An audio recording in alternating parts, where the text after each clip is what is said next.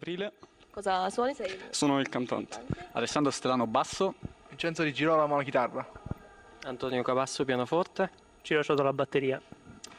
Vedo che avete una formazione musicale abbastanza variegata. Che effetto ha sulla vostra musica tutto questo mix di generi?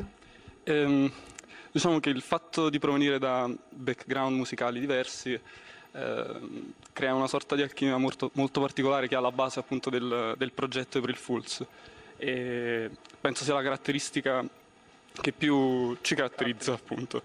La vostra prima volta qui a Musicultura? Sì, la prima volta. Che impressione avete?